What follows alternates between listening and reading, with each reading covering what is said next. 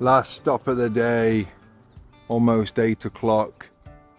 Looking at this oak, or these oaks. I guess it's kind of a canopy, like it's one tree, but it's not. It's 3 trees, maybe 4, that have grown together. Oh, this one, is that one tree? Yeah, that's one. So it's 3. Anyway, look at this limb. What do you do with a limb like that? I don't know, man. If it were mine, I'd just prune it up, take some weight off of it. Boy, I would hate to whack these huge... Oh, actually, somebody already has whacked the huge limb off of it. So, you see, when you make heading cuts, the reason we don't like them is they don't compartmentalize the decay very well, like that. And they become decay pockets from which the smaller branches then grow. So they're growing from a weakened spot. I might be inclined to take that back a bit further to those sprouts. That way you don't have endless sprouts growing each year that are always going to grow a foot and then be encroaching on the roof straight away. So I'd be inclined to cut that back to there. So the other big one that goes really close to the roof, you know, I'd do some reduction. I'd probably take, look, E.T. E.T. phone home. Anyway, I'd take this piece off possibly. That's a big section, and leave this other one. And I think that'd lift up a couple of inches. You've got some big dead branches, obviously. It's good to take those out. Couple more there, look, doozies.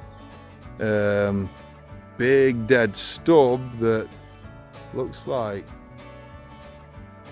somebody whacked it off or it broke, doesn't matter. We'll prune it up. I would just see a lot of elevating and end weight reduction. That's what we do. Big, even like this one here, this big bough at the end. We could do some end weight reduction here. Take a couple of pieces out strategically, selectively. Take some weight off the end. Job's a good un, as they'd say, where I'm from.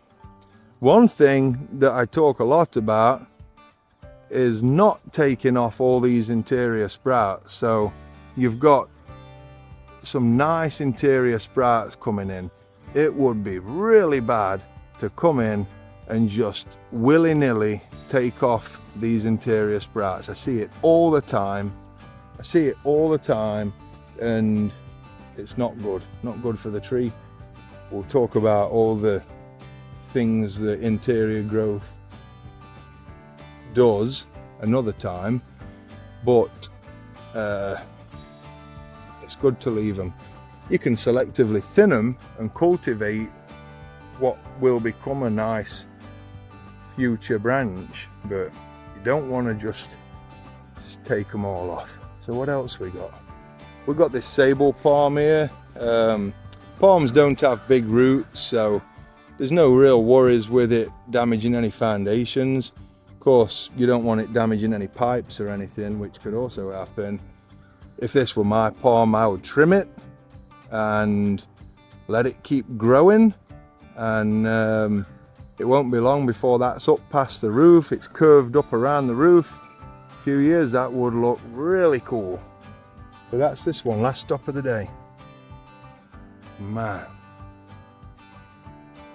how about that? Let's get home to my beautiful wife.